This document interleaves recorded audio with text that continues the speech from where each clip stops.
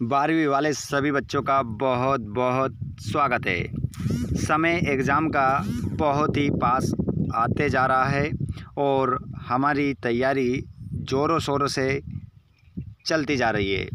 आप लोगों के लिए यहाँ पर एक से एक 4 सेट में वीडियोस आपको प्रोवाइड करवा दिए गए हैं बच्चों। सेट ए मिला है आप लोगों को, कमेंट बॉक्स में बताइएगा मिला है या नहीं मिला है। Set B, set A, set B, set C और सेट डी आपको प्रोवाइड करवा दिया गया है।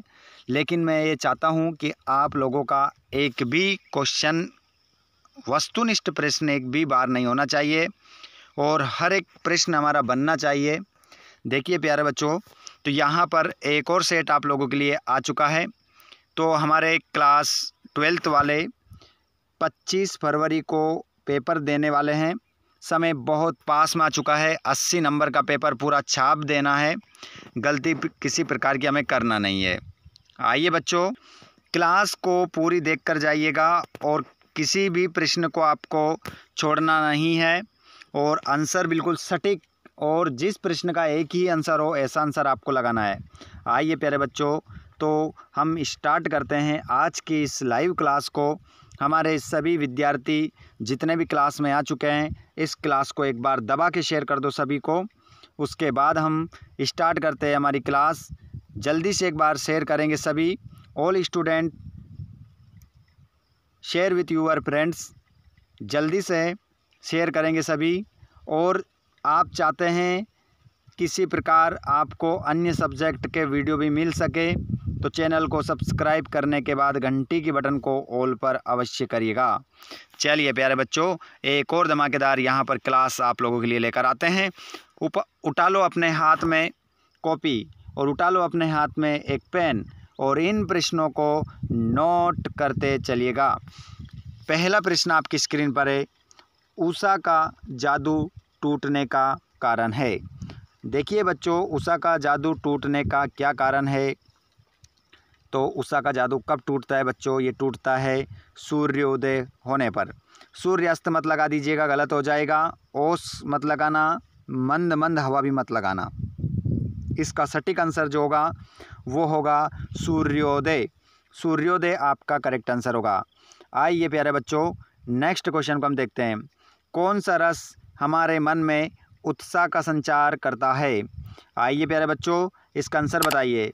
आप लोगों के लिए सुविधा है, हमारे 5th और 8th के बच्चों के लिए सुविधा यहाँ पर कमेंट की नहीं है। वो कमेंट नहीं कर सकते क्योंकि कमेंट उनका बंद हो जाता है। लेकिन 12th के हमारे नन्हे मुन्ने सभी स्टूडेंट्स के लिए कमेंट बॉक्स है, लाइव क्लास है। आप अपने कमेंट को उसमें कीजिए, आंसर पूछिए, जो भी आपको पूछना है, डाउट पूछ सकते हैं आप। अपने PDF पाने के लिए आप हमारे टेलीग्राम को ज्वाइन कर सकते हैं, जिसकी लिंक डिस्क्रिप्शन में आप देख लेंगे। या आप डिस्क्रिप्शन से नहीं डाउनलोड कर पा रहे हैं तो आप टेलीग्राम पर जाकर हमारा यूट्यूब चैनल का नाम लिखिए और वहाँ पर टेलीग्राम का चैनल आ जाएगा, ठीक है। उसको ज्वाइन कर लीजिएगा, वहाँ से PDF डाउनलोड करो और अपनी तैयारी को शानदार करिए बच्चों। चलिए आगे हम बात करते हैं। तो वीर रस हो जाएगा, अद्भुत रस हो जाएगा, हास्य रस हो जाएगा, करुण रस हो जाएगा।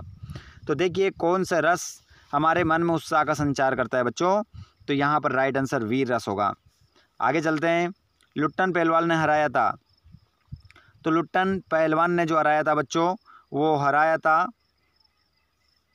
दारा सिंह को, राजा साहब को, रुस्तम को, चांद सिंह को।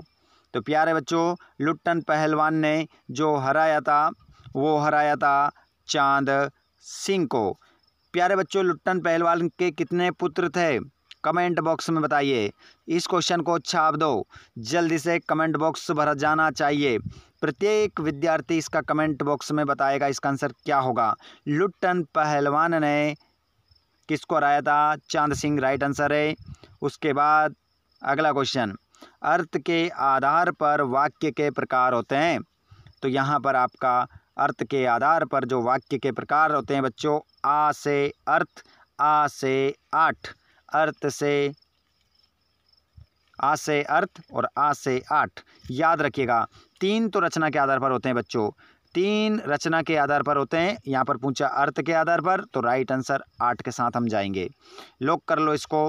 ठीक है, लिख लो, याद रखिएगा। छपना मतलब छपना, छपेगा मतलब छपेगा हर बार पूछा गया है रचना के आधार पर या अर्थ के आधार पर। तो यहाँ पर रचना के आधार पर ना देकर उसने अर्थ के आधार पर पूछा है। तो बहुत ही मोस्ट इम्पोर्टेंट जो पेपर में हर बार छपता है ये क्वेश्चन है आपका। इसको लॉक कर लो, इसको अच्छे से याद कर लो। चलिए आगे बढ़ते हैं। जूझ पाठ के लेखक हैं, 4 ऑप्शन आपके सामने है बच्चों। जूझ पाठ के लेखक कौन है, जल्दी से बताएंगे आप सभी। मनोहर श्याम जोशी, ओम थानवी, आनंद यादव, एन फ्रैंक। बोलिए तो इसमें आपका सही उत्तर क्या होगा। तो प्यारे प्यारे बच्चों बताइए इसका आंसर क्या होगा। इसका राइट आंसर आपका हो जाएगा आनंद यादव। आनंद यादव आपका करेक्ट आंसर होगा। अगला प्रश्न है, किसी खबर का घटना स्थल का सीधा प्रसारण कहलाता है। तो सीधा जो प्रसारण होता है बच्चों क्या कहलाता है, लाइव, बीट, बाइट, रिपोर्टिंग। तो आपका जो सही उत्तर हो जाएगा वो हो जाएगा लाइव कहलाता है। लाइव लिख लो। चलिए आगे देखेंगे हम खालिस्तान। खालिस्तान देखेंगे, गलती किसी प्रकार की अगर इस चैनल पर जुड़े हैं तो आपकी गलती करने की जो संभावना है वो 0% हो जाती है।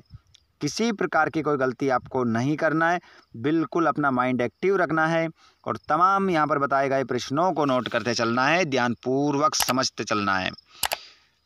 कौन कौन दोस्त हमारे कमेंट बॉक्स में बता दो जल्दी से। जितने लाइव क्लास में जुड़ रहे हैं वो लाइव कमेंट में बताएंगे कि आप इस क्लास को कहाँ से देख रहे हैं। जल्दी से बताइए। 12th के वे विद्यार्थी इस क्लास को कहाँ से देख रहे हैं जो लाइव में जुड़ रहे हैं, और जो बच्चे इस क्लास को बाद में हमारे देखते हैं वो इस क्लास को कहाँ से देख रहे हैं कमेंट बॉक्स में ज़रूर बताइएगा। देखना चाहता हूँ कि कौन से विद्यार्थी कौन से ज़िले कौन सी जगह से सबसे अधिक जुड़ रहे हैं। जल्दी से कमेंट बॉक्स में ज़रूर बताएं। दिन जल्दी जल्दी है, खालिस्तान है। तो खालिस्तान में क्या है, दिन जल्दी जल्दी छिपता है, ढलता है, निकलता है। तो प्यारे बच्चों इसमें राइट आंसर लगा लो, ढलता है। दिन जल्दी जल्दी ढलता है।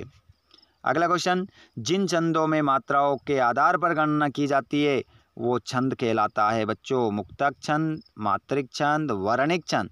तो इसमें राइट आंसर मात्रिक छंद होगा। अगले प्रश्न को देखेंगे, बाजार दर्शन का एक उदाहरण निबंध है। तो बाजार दर्शन का एक महत्वपूर्ण निबंध है। तो बाजार दर्शन जो है बच्चों वो किसका एक महत्वपूर्ण निबंध है। तो राइट आंसर आपका हो जाएगा यहाँ पर धर्मवीर भारती, महादेव वर्मा, जैनेन्द्र कुमार। तो राइट आंसर हम जैनेन्द्र कुमार के साथ यहाँ पर जाएंगे। जैनेन्द्र कुमार हमारा राइट आंसर होगा। वे शब्द जो क्षेत्र विशेष में बोले जाते हैं, वे शब्द जो क्षेत्र विशेष में बोले जाते हैं शब्द कहलाते हैं। वे शब्द जो क्षेत्र में बोले जाते हैं तो उनको हम क्षेत्रीय शब्द कहेंगे। टाइम पास नहीं करना है स्टूडेंट्स, समय नज़दीक है, अच्छा करना है। नहीं पढ़ा कुछ तो इनको लगा कर जाइए और पूरे नंबर लीजिए। लेकिन अगर आप लोग टॉपर की लिस्ट में आते हैं तो जो जो प्रश्न आपसे पूछे जा रहे हैं उनके जवाब सबसे पहले आपको देना है, आपको ही देना है और कोई नहीं देगा। चलिए अगले प्रश्न को देखेंगे हम। लेखक आनंद यादव की माँ धूप में थाप रही थी। तो लेखक आनंद यादव की जो माँ थी वो धूप में क्या थाप रही थी, जिसे हम हमारे गांव में कहते हैं, है ना, अपन बोलते हैं ना गांव की भाषा में, थेप रही थी, है ना, वही है ये शब्द, थाप रही थी। क्या कर रही थी, क्या थेप रही थी, तो कंडे, है ना, कंडे आपका राइट आंसर यहाँ पर हो जाएगा। रेडियो नाटक में नहीं होते हैं बच्चों, रेडियो में जो नाटक चलता है उसमें क्या नहीं होता है, हमें दिखाई नहीं देता है, बस सुनाई देता है, तो दृश्य नहीं होता है। इसमें राइट आंसर क्या हो जाएगा, दृश्य नहीं होते हैं भैया। चलिए आगे चलते हैं हम सत्य की ओर। क्लास कैसी लग रही है आज की, कमेंट बॉक्स में ज़रूर बताएं। वे विद्यार्थी जो क्लास में जुड़े हैं सभी कमेंट बॉक्स में बताएंगे भैया आज की क्लास आप लोगों को कैसी लग रही है। सभी देखिए बहुत सारे बच्चे कमेंट करते रहते हैं, अरे सर बीच बीच में बात मत किया करो। देखिए वो भी ज़रूरी है, आप लोगों को एक्टिव रखने के लिए बहुत ज़्यादा ज़रूरी है। ध्यान से बताइएगा आज की क्लास, ठीक है, हमारे लिए तो यही महत्वपूर्ण है। आप तो देखकर फ्री हो जाते हैं, लिखकर अच्छे से आप अच्छे अंकों के साथ पास हो जाते हैं, लेकिन हमारे लिए तो आपका जो एक लाइक मिला है वो ही महत्वपूर्ण होता है, वो ही बताएगा कि कितने बच्चों ने इस क्लास को पसंद किया है, तो वो इम्पोर्टेंट है, इस कारण से आपसे कहते रहते हैं। चलिए प्रश्न नंबर 3 को देखेंगे। तुलसीदास जी लोक मंगल की साधना के कवि के रूप में प्रतिष्ठित हैं। तो बिल्कुल बच्चों, जो हमारे तुलसीदास जी हैं, जो सगुन भक्ति शाखा के राम भक्ति शाखा के कवि हैं, सगुन भक्ति धारा के राम भक्ति शाखा के कवि हैं, वो लोक मंगल की साधना के कवि के रूप में प्रतिष्ठित है। तो बिल्कुल बच्चों, इसका आंसर आप लगा देंगे सत्य। सत्य लॉक करो इसको। आगे हम चलते हैं दूसरे की ओर। वीर रस की कविताओं में माधुर्य गुण की प्रधानता रहती है। असत्य बच्चों, नहीं रहती है भैया, उसमें ओज गुण रहता है, तो इसका आंसर हमारा असत्य होगा। चलो आगे बढ़ें, अगले क्वेश्चन की ओर हम बढ़ते हैं। अगला प्रश्न हमारा रहेगा बच्चों, परचेजिंग पावर का अर्थ क्रय शक्ति होता है। परचेजिंग पावर का अर्थ क्रय शक्ति होता है, तो बिल्कुल भैया हम बात कर सकते हैं इसकी सत्य के रूप में। लिख लो सत्य। परचेजिंग पावर का मतलब क्रय शक्ति ही होता है, ठीक है। ये इंग्लिश है और ये हिंदी में, तो सही बात है। लोकोक्ति को कहावत भी कहते हैं, तो बिल्कुल बच्चों कहते हैं, लोकोक्ति को कहावत भी कहते हैं। सत्य लगाएंगे, गलती नहीं करना है। सिंधु घाटी सभ्यता में पत्थर और तांबे का प्रयोग नहीं होता था। तो देखिए यहाँ पर सिंधु घाटी जो सभ्यता है उसमें पत्थर और तांबे का प्रयोग नहीं होता था। बताइए इसका आंसर क्या होगा, सत्य होगा या सत्य होगा? टॉपर कहाँ छुपे हैं भैया, निकल आओ बाहर। आप लोग कमेंट बॉक्स में नहीं बताते हैं, बस क्लास का आनंद लेते हैं, लेकिन अब जब बताना पड़ेगा आप लोगों को। निकल के आओ जल्दी से, इसका आंसर बताओ, क्योंकि सभी बच्चे इसका आंसर गलत दे सकते हैं। बताइए इसका आंसर क्या होगा, जल्दी से बताइए। लाइव वाले और बाद में वीडियो देखने वाले सभी इसका जवाब देंगे भैया, ठीक है। बताइए जल्दी इसका आंसर क्या होगा। आंसर तो मैं बताऊंगा, चिंता ना करें, लेकिन मैं आपके आंसर देखना चाहता हूं कि आप यहां पर क्या कर रहे हैं, ठीक है। सिंधु घाटी सभ्यता में पत्थर और तांबे का प्रयोग नहीं होता था, सत्य होगा या सत्य? तो इसमें आपका जो सही उत्तर होगा बच्चों, वो आप लोगों ने तो बता ही दिया है। देखिए सिंधु घाटी सभ्यता में पत्थर और तांबे का प्रयोग नहीं होता था, तो ये बात असत्य है, क्योंकि होता था। कहानी के 6 तत्वों में कथानक केंद्रीय बिंदु होता है। बताइए, बिल्कुल इसका आंसर भी आपका क्या हो जाएगा, सत्य हो जाएगा। चलिए आगे बढ़ जाते हैं। अगला क्वेश्चन है आपका जोड़ी के रूप में। जोड़ी मिलाएंगे, एक जोड़ी गलत तो दूसरी भी गलत, और अगर ऑप्शन बा स्तंभ में ऑप्शन ज़्यादा आते हैं तो फिर एक जोड़ी गलत होने की संभावना अधिकतर रहती है। और अगर बराबर ऑप्शन आए हैं तो फिर जोड़ी एक गलत नहीं हो सकती, आपकी 2 गलत होगी। और 80 नंबर का जो सपना आप देख रहे हैं वो आपका क्षण से टूट जाएगा। चलिए तो आगे बढ़ जाते हैं। पतंग, पतंग उड़ाते हैं कौन? आलोक धनवा जी, याद रखिएगा। उर्दू फारसी, यहाँ पर लिखा उर्दू फारसी का छंद आप सभी ने अपने पाठों में पढ़ा है, रुबाइया। इंदर सेना, इंदर सेना को लोग मेंढक मंडली भी कहते हैं। जिनको पसंद आते हैं तो इंदर सेना, नहीं पसंद आते हैं तो फिर मेंढक मंडली बोलेंगे। प्रश्नबोधक निपात शब्द क्या होगा भैया, क्या, कब? अतीत में दबे पांव, अतीत में कौन दब गए थे? ओम दब गए थे। कविता का पहला उपकरण, कविता का पहला उपकरण हम किसे कहेंगे? हिंदी साहित्य का स्वर्ण युग तो हमारा भक्ति काल हो जाएगा, और कविता का उपकरण, पहला उपकरण जो हो जाएगा बच्चों, वो यहाँ पर तो ऑप्शन बचे ही नहीं, भी तक तो हमारा कट जाएगा। बचा क्या है हमारा? कविता का पहला उपकरण शब्द हो जाएगा, ठीक है। ये हमारा आंसर हो गया। इस प्रकार जोड़ी मिलाएं आप, कोई सा भी अगर जोड़ी में आपको डाउट हो तो पहले जो आपको अच्छे से याद है उनको मिलाएं, फिर अपने आप ऑप्शन कट जाएंगे, फिर लास्ट में जो बचेगा वो आंसर हो जाएगा आपका। चलिए प्यारे बच्चों, यहाँ पर आ चुके हैं धमाकेदार ऑब्जेक्टिव टाइप क्वेश्चन। 80 नंबर के लिए मेहनत चल रही है यहाँ पर, ठीक है। सभी विद्यार्थी अपना एक भी ऑब्जेक्टिव गलत ना करें। यहाँ पर 1 से 1 क्वेश्चनों के वीडियोस प्रोवाइड करवा रहे हैं। यहाँ पर देखिएगा, दूरदर्शन वाले कैमरे के सामने बैठे अपाहिज से बार बार प्रश्न क्यों पूछते हैं? तो दूरदर्शन वाले कैमरे के सामने बैठे अपाहिज से बार बार प्रश्न क्यों पूछते हैं? रुलाने के लिए बच्चों। किस लिए पूछते हैं? रुलाने के लिए, उसे रुलाने के लिए पूछते हैं। विस्तृत कलेवर वाले काव्य को क्या कहते हैं बच्चों? तो उसे हम महाकाव्य कहते हैं, जिसका क्षेत्र बड़ा होता है, जिसमें पात्रों की संख्या अधिक होती है, जिसमें सभी रसों का समावेश होता है, जिसमें सभी छंदों का समावेश होता है, उसे हम महाकाव्य कहते हैं। शेर के बच्चे का असल नाम क्या था? बताइए, शेर के बच्चे का असल नाम क्या था? चांद सिंह। चांद सिंह आपका आंसर होगा। शेर के बच्चे का असल नाम चांद सिंह था, जो पंजाब से पहलवानी सीख कर आए थे। आगे चलते हैं बच्चों हम अगले क्वेश्चन की ओर। आंसर क्या होगा फटाफट लिखिए कमेंट बॉक्स में। तो अनासक्त का अर्थ आप लिख सकते हैं बच्चों यहाँ पर निर्लिप्त। निर्लिप्त आपका आंसर हो जाएगा। अगला क्वेश्चन, तकनीकी शब्द अंग्रेजी के किस शब्द का हिंदी पर्याय है? तो आंसर हो जाएगा, आंसर होगा टेक्निकल। टेक्निकल आपका आंसर हो जाएगा। अगले क्वेश्चन को देखेंगे, रोजी रोटी की तलाश में आए यशोधर पंत को किसने शरण दी? तो राइट आंसर के साथ जाएंगे आप। किसने दी? एक ही व्यक्ति को तो वो मानते थे सबसे ज़्यादा। किसको मानते थे? किशन दा। किशन दा। किशन दा ने ही उनको सबसे पहले काम दिलवाया था बॉय सर्विस का, उसके बाद में सेक्टर का। ठीक है, सेक्टर का उन्होंने काम दिलवा दिया था।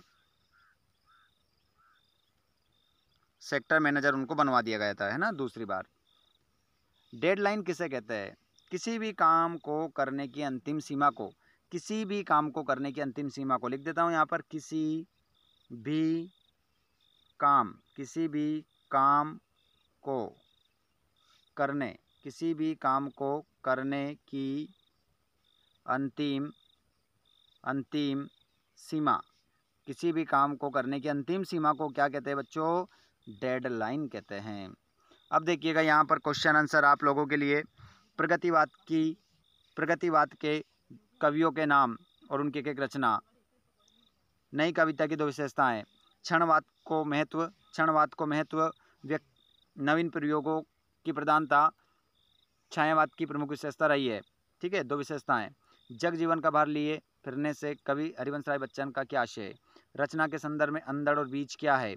प्रबंध काव्य और मुक्तक काव्य में अंतर, विवाह और अनुभाव में अंतर, शब्द शक्ति किसे कहते हैं? इसके भेदों के नाम लिखिए। विरोधाभास अलंकार की परिभाषा उदाहरण सहित। जबरदस्त क्वेश्चन पेपर है ये। सभी क्वेश्चन इनमें से बहुत सारे मैंने करवा दिए हैं। 4 set, set A, set B, set C, set D, ये 4 सेट मैंने दे रखे आपको डिस्क्रिप्शन में।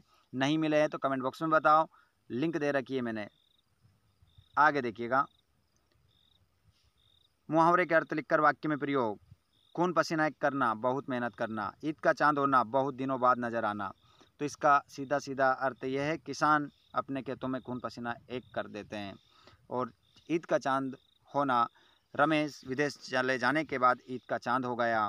आप देख सकते हैं आगे भी पूरा question paper A to Z यहाँ पर वेरी इंपॉर्टेंट आप लोगों के लिए। गोस्वामी तुलसीदास, सूर्यकांत त्रिपाठी निराला, धर्मवीर भारती, फणीश्वरनाथ रेणु डाल चुका हूँ मैं उन वीडियोस में, मिल जाएगा आपको।